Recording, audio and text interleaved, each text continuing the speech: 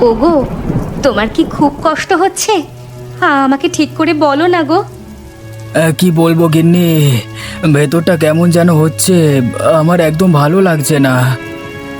তোমাকে ছেড়ে যে আমি ডাক্তার ডাকতে বের হব সেই ভরসাও পাচ্ছি না। এখন যদি এই সময় কেউ থাকতো তাহলে যে খুবই ভালো হতো। এই বৃষ্টির সময় তোমাকে ডাক্তার ডাকতে যেতে হবে না গিন্নি, না হলে তোমারও ভিজে শরীর খারাপ করবে। আজকে রাতটা কাটাতে দাও, আমি ঠিক সুস্থ হয়ে যাব। না না, তোমাকে এভাবে রাতের বেলায় অসুস্থ শরীরে ফেলে রাখা ঠিক হবে না। তুমি বরং একটুক্ষণ অপেক্ষা করো। আমি বরং একবার বুড়িমার সাথে দেখা করে আসি। উনি হয়তো কিছু ওষুধ দিতে পারবেন। বুড়িমার ওষুধ খেলে আমি এক্ষুনি সুস্থ হয়ে যাব, কিন্তু তোমাকে যেতে দিতে মন চাইছে না এই বৃষ্টির মধ্যে। না গেলেও তো কোনো উপায় নেই, আমাকে যে যেতেই হবে। তুমি কিন্তু খাট থেকে নামবে না। আমি এই যাব আর এই আসবো।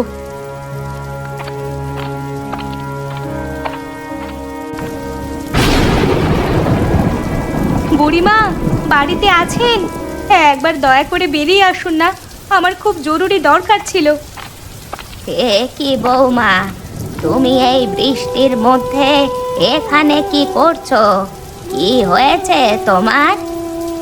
বুড়িমা, আপনার ছেলের খুব শরীর খারাপ, সকাল থেকে জ্বর আর ছাড়ছে না। আপনার কাছে কিছু ওষুধ থাকলে দিন না। সে কি বৌমা, তাহলে তো আমাকে এক্ষুনি ওখানে যেতে হয়। চলো চলো।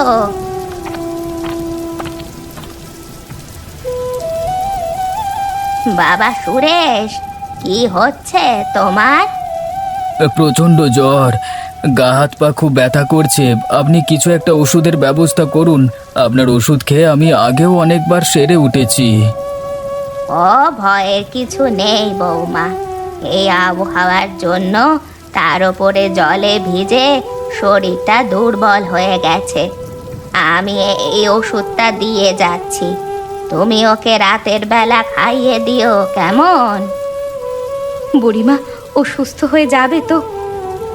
কোনো চিন্তা করো না, কালকে সকাল বেলাতেই দেখবে একদম সুস্থ হয়ে গেছে।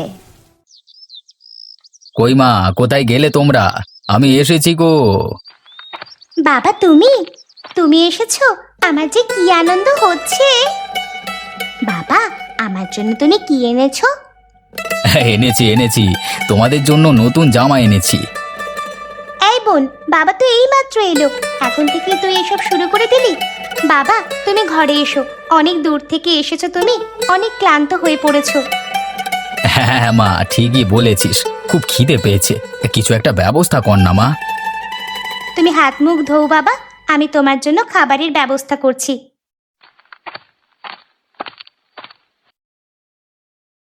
হুম, আহা মা, তোর হাতের রান্নার স্বাদ কিন্তু দারুণ হয়েছে। বাইরে থাকলে তোর হাতের রান্না খেতে খুব মন চায় রে। সত্যি, আমাদেরও তোমার জন্য খুব মন খারাপ করে বাবা। তোর ঠাকুমাকে তো দেখতে পাচ্ছি না, কোথায় গেছে সে? কোথায় আবার যাবে বাবা, ঠাকুমা কি ঘরে থাকবে? সে অন্য লোকের বাড়িতে কাজ করতে গেছে। আমি কতবার করে বারণ করেছি, বলেছি আমরা দুজন কাজে যাচ্ছি, কিন্তু সে কথা ঠাকুরমা শুনবেই না। আসলে বয়সটা তো অনেকটা হলো, তাই ভয় হয়। তো ঠাকুমা আজকে এলে একটু বোঝাতে হবে ভালো করে। বাবা, আমার জন্য কি জামা এনেছো তুমি? বুঝতে পারছি রে মা, আমি খেয়ে নি, তারপর তোদের জন্য কি কি এনেছি সেটা আমি দেখাচ্ছি।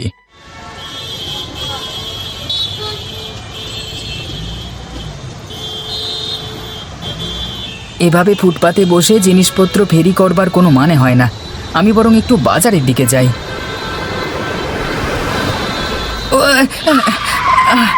মরে গেলাম, আমাকে কেউ বাঁচাও, আমি মরে গেলাম, খুব খুব লেগেছে আমার, দয়া করে কেউ আমাকে বাঁচাও।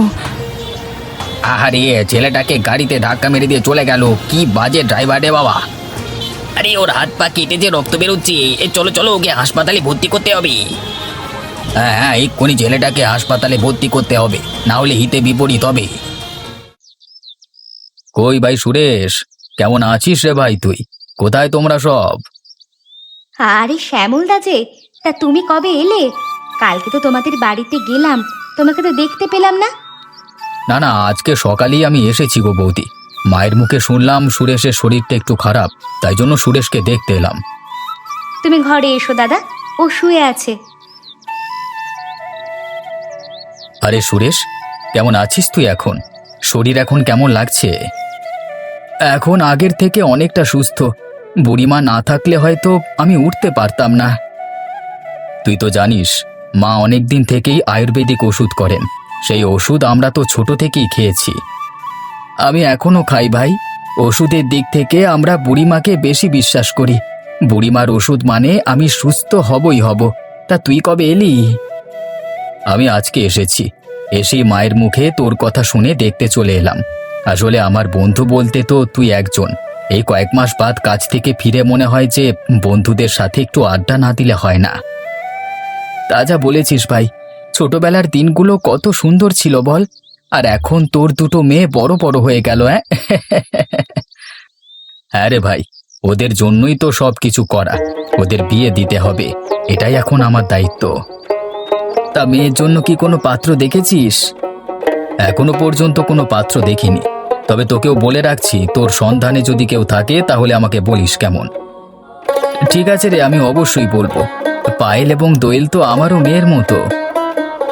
ঠিক আছে সুরেশ, তুই বরং একটু সুস্থ হয়ে নে। বিকেলের দিকে আমি না হয় আবার আসবো, কেমন? সে কি শ্যামলদা, তুমি এতদিন বাদে আমাদের বাড়িতে এলে, কিছু খেয়ে যাও। হবে হবে, সব হবে। পরে না হয় একদিন খেয়ে যাবো। হ্যাঁ, এখন চলি। কই রে পায়েল, দোয়েল, কোথায় তোরা? তাড়াতাড়ি আয় মা, বাইরে আয়। একটা বড় অঘটন ঘটে গেছে যে। কি হলো ঠাকুমা, তুমি এরকম করছো কেন? কি হয়েছে? কোনো খারাপ কিছু কি ঘটে গেছে? হ্যাঁ রে মা, তোর ওই বন্ধু নিতিনের একটা পথ দুর্ঘটনা ঘটেছে। সে কি ঠাকুমা, তুমি কোথায় শুনলে এ কথা? আমি রাস্তা দিয়ে আসছিলাম, এমন সময় পাশের শহরের একটা লোককে দেখলাম এখানে এসেছে। আমি জিজ্ঞাসা করাতে নিতিনের ব্যাপারে বলল। কি বললো ঠাকুমা? নিতিন এখন কেমন আছে? তারা বলল নিতিনকে তারা হাসপাতালে ভর্তি করেছে। হাত পা কেটে গেছে, রক্তপাত হয়েছে। খারাপ কিছু হয়নি তো বুড়িমা? উনি তো সেরকম কিছু বললেন না। এখন একবার তোর বাবাকে পাঠাতে হবে। যদি সেরকম দেখি, ছেলেটাকে আমাদের ঘরে নিয়ে চলে আসবে। ছেলেটার তো কেউ নেই, কে দেখবে বল দেখি? হ্যাঁ ঠাকুমা, তুমি বাবাকে একবার বলে দিও যাতে বাবা গিয়ে নিতিনকে একবার দেখে আসে। ঠিক আছে মা, তোর বাবা কোথায় গেল? বাবা তো সুরেশ কাকার সঙ্গে দেখা করতে গেছে। আচ্ছা, তোর বাবা আসুক, আমি বলে দিচ্ছি।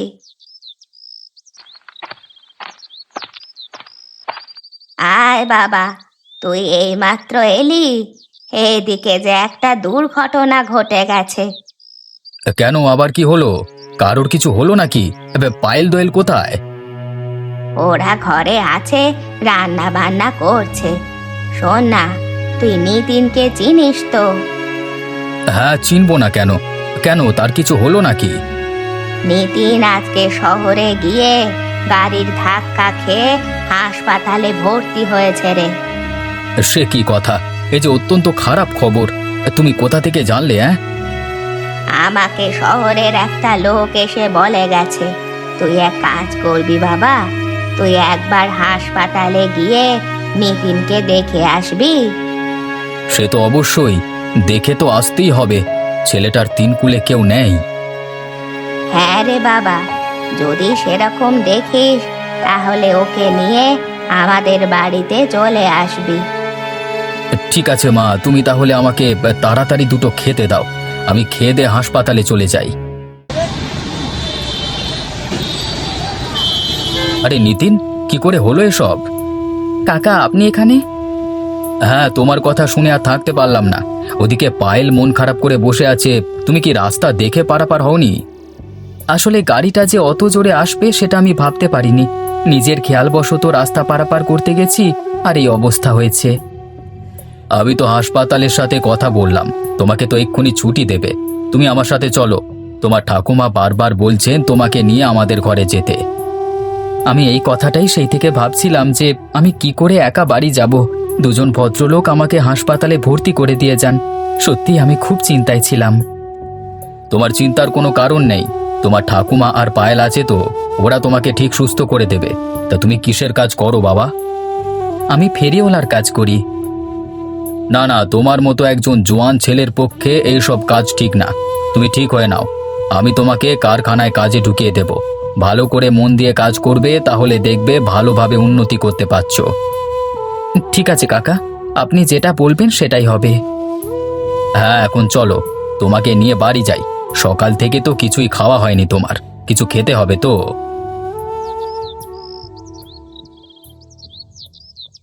ঠিক আছে মা, তোমরা ভালোভাবে থাকো। আমি নিতিনকে নিয়ে কাজে চললাম। এখানে থেকে ওর কাজ হবে না, ও আমার সাথে কাজে চলুক, ওর জীবন একদম পরিবর্তন হয়ে যাবে।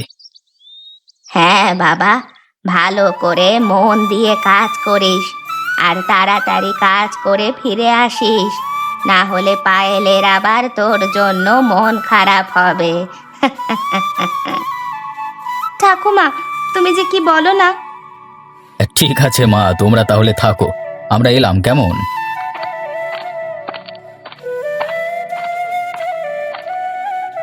আবার কমাস বাদে কাজ করে যে ফিরবে কে জানে। দুঃখ করো না ঠাকুরমা, বাবাকে তো কাজ করতে যেতেই হবে। আমরা তো আছি ঠাকুমা তোমাকে দেখবার জন্য। হ্যাঁ মায়েরা, তোরাই তো আমার জীবন। তোদেরকে ছাড়া আমি থাকবো কি করে বল দেখি। আচ্ছা মা, তোরা ঘরে থাক, আমাকেও তো এবার কাজে বেরোতে হবে। ঠাকুমা, একটা কথা বলি তোমাকে, তোমার তো বয়স হচ্ছে, এবার তুমি আর কাজে না গেলেই নয়। আমি কাজে না গেলে সংসার চলবে কি করে? বাবা তো কাজ করে টাকা পাঠায় ঠাকুমা, আর একান্তে যদি তোমার কোনো কাজ থাকে সেগুলো আমরা করে দিয়ে আসছি। তোমার এই বয়সে খাটাখাটনির কোনো প্রয়োজন নেই। আমি যতদিন কাজ করতে পারি করি না, তারপর তো তোরা আছিস আমার সেবা করার জন্য। আচ্ছা মা, তোরা বস, আমি আসি কেমন।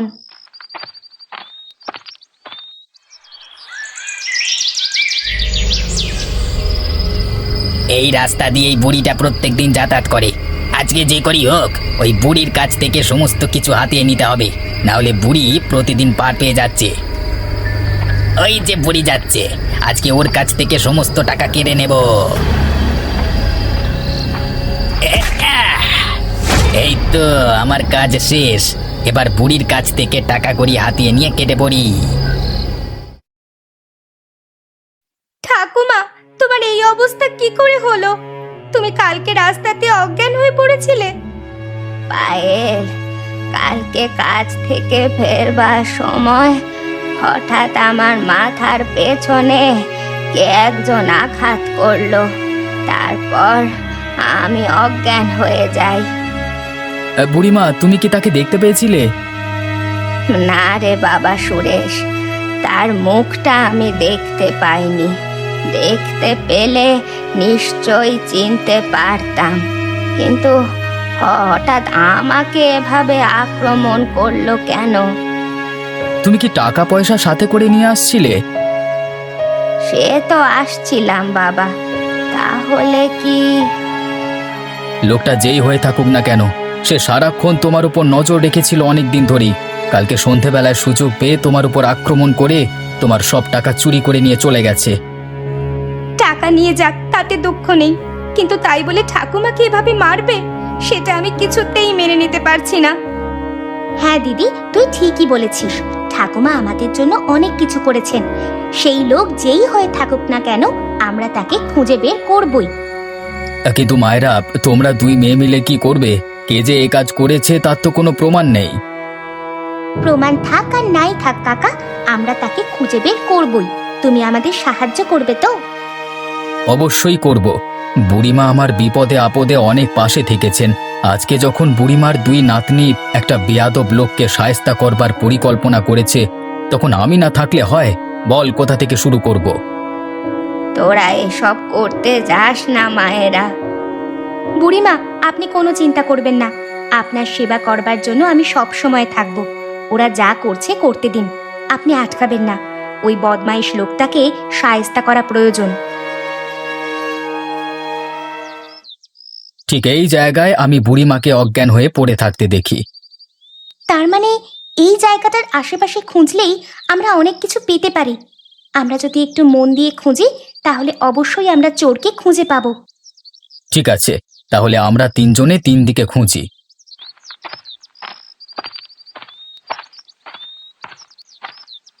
দিদি, তাড়াতাড়ি এদিকে আয়, দেখে যা এখানে কি পেয়েছি। কি পেয়েছিস তুই? এই দেখ, এই ঝোপটার পাশে কতগুলো পোড়া বিড়ি পড়ে আছে। তার মানে লোকটা এখানে বসে বসেই বুড়িমাকে লক্ষ্য করত। ঠিক বলেছ। একটু ভালো করে লক্ষ্য করে দেখো তো, ঝোপের পাশটা দিয়ে একটা হালকা পায়ে চলা পথ আছে। যদিও ভালো করে বোঝা যাচ্ছে না, তবুও বলা যায় যে এই পথ দিয়ে কেউ বা কারা আসা যাওয়া করত। ঠিক বলেছিস পায়েল, তাহলে চল এই পথ ধরে এগিয়ে গিয়েই আমরা দেখি পথটা কোথায় নিয়ে যায়।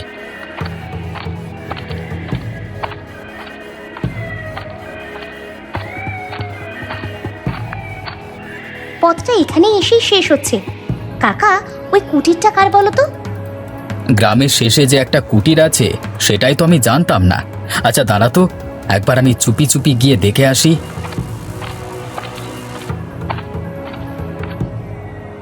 আরে, এই লোকটা এখানে কি করছে? তুমি কি লোকটাকে চেনো? হ্যাঁ, লোকটাকে আমি চিনি। দূরের এক গ্রামে আমি যখন বাজার করতে যেতাম সেই সময় এই লোকটা চুরির দায়ে ধরা পড়েছিল। বলো কি কাকা, তাই নাকি? তাহলে আর বলছি কি পায়েল, সেখান থেকে পালিয়ে এসে এখন এই চোর আমাদের গ্রামে এসে উঠেছে। আর গ্রামের শেষে এই ফাঁকা বাড়িটা পেয়ে এখানে এসে আস্তানা স্থাপন করেছে। ঠিক তাই, আমি নিশ্চিত এই লোকটাই বুড়িমাকে একা পেয়ে আক্রমণ করেছে। এখন একে কিভাবে শায়েস্তা করা যায় বলতো? দাঁড়াও কাকা, আমার মাথায় একটা বুদ্ধি এসেছে। সেই বুদ্ধি মতো তোমাকে কাজ করতে হবে। বাড়িতে কেউ আছেন? কেউ কি আছেন বাড়িতে? একবার দয়া করে বেরিয়ে আসবেন। কে কে এসেছেন? কি চান? শুনলাম নাকি এখানে একজন সুপুত্র থাকে। আসলে আমি বিয়ের প্রস্তাব নিয়ে এসেছি। এই, এই বিয়ের প্রস্তাব? তাই নাকি? তা আসুন আসুন, ভেতরে আসুন। না না, ভেতরে যাব না। তা সেই সুপুত্র কি আপনি? দেখে তো আপনাকেই মনে হচ্ছে। কি সুন্দর গড়ন, হ্যাঁ, মুখটা একদম ভাজা সুস্বাদু পরোটার মতো। আপনাকে দেখি আমার পছন্দ হয়ে যাচ্ছে। না মানে ওই আর কি, আমি সেই সুপুত্র। তা হঠাৎ আমার কাছে, মানে আমার ঠিকানা কোথা থেকে পেলেন? আর বলবেন না, ঘরের মেয়েটার জন্য একটা ভালো পাত্র খুঁজে পাই না। শেষে কালকে রাতে ঘুমাতে গিয়ে ঘুমের মধ্যে কে যেন আপনার ঠিকানাটা দিয়ে দিল। সেই জন্যই তো আমি এখানে এলাম। ওপরওয়ালা ওপরওয়ালা এই ঠিকানা আপনাকে দিয়েছেন। আপনি কোনো চিন্তা করবেন না, আপনার মেয়েকে আমি রানীর মতো করে রাখবো। তা বাবা, তোমাকে তুমি করি বলছি। হ্যাঁ, তোমার কি করা হয়? এই উপস্থিত বাইরে টুকটাক কাজ করা হয়, মানে বেশিরভাগ কাজই রাতের বেলায় হয়, আর দিনের বেলাটা আমি একটু ঘুমাই। এই মাস গেলে একটা ভালো টাকা, সাথে কিছু গয়নাগাটিও জোগাড় হয়ে যায় আর কি। অতি উত্তম, অতি উত্তম। তা বাবা, তোমাকে আমার খুব পছন্দ হয়েছে। কিন্তু আমারও তো একবার মেয়েকে দেখা দরকার, তাই না? হ্যাঁ অবশ্যই। তুমি কি আজই যেতে চাও? তাহলে চলো আমার সাথে। এই চলুন যাওয়া যাক, দিনের বেলায় তো কোনো কাজ থাকে না। একবার আপনার কন্যাকে দেখিয়ে আসি। কই রে পায়েল মা, এই দেখ তোর জন্য সুপাত্রকে একেবারে ধরে নিয়ে এসেছি। কই রে, তাড়াতাড়ি বেরিয়ে আয়। হবু জামাই বাবাজি কি এখানে দাঁড়িয়ে থাকবে নাকি?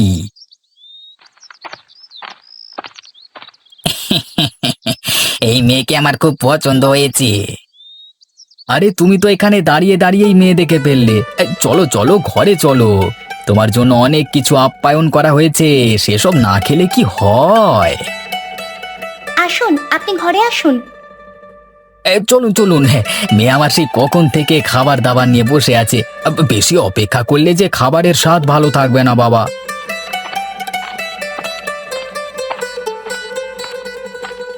আপনি ঘরের দরজা বন্ধ করলেন কেন? না না, ভেতরের কথা বাইরের লোকজন জানলে অসুবিধে আছে। বাইরের লোকের নজর লেগে গেলে খুব অসুবিধে। কই রে মা পায়েল, ওনার জন্য শরবতটা নিয়ে আয় তাড়াতাড়ি।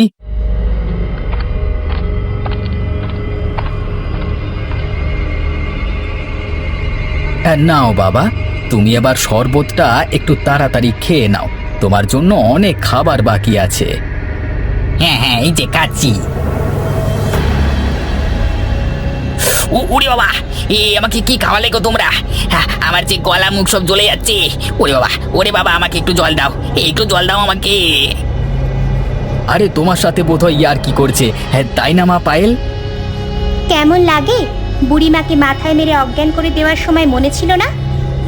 ওরে বাবা রে, এটাই আর কি মনে হচ্ছে খান 50 লঙ্কা পিষে এই জলের মধ্যে দেওয়া হয়েছে। ওরে বাবা, মুখটা জ্বলে যাচ্ছে, একটু জল দাও না, না হলে মরে যাবো। তার মানে এই সমস্ত কিছু চক্রান্ত? চক্রান্ত করে চুরি তুমি শুধু একাই করতে পারো, আমরা পারি না? না রে, তোর জন্য তো এখনো খাবার বাকি রয়েছে। মা পায়েল, তুই জলদি গিয়ে বড় লাঠি দুটো নিয়ে আয় তো, আর তোর বোনকে ডেকে নিয়ে আয়, ওকে যে ঠ্যাঙাতে হবে। ওরে বাবা, আমাকে আর বেরো না তোমরা, আমার যে সারা গা হাত পা ব্যথা হয়ে যাচ্ছে। এবার সত্যি করে বল, তুই বুড়িমার সব টাকা চুরি করেছিস তো? হ্যাঁ দাদা, সব টাকা চুরি করেছি আমি। দিয়ে দেবো, সব টাকা দিয়ে দেবো। সে তো দিতেই হবে, টাকা ফেরত না দিয়ে তুই যাবি কোথায়? দিদিভাই, এবারের মতো ক্ষমা করে দাও, আর কোনো দিন তোমার দিকে চোখ তুলে তাকাবো না, আমি সব টাকা ফেরত দিয়ে দেবো। পায়েল, তোর হবু বর তোকে শেষে দিদি ভাই বলে দিল, এই দুঃখ তুই রাখবি কোথায়?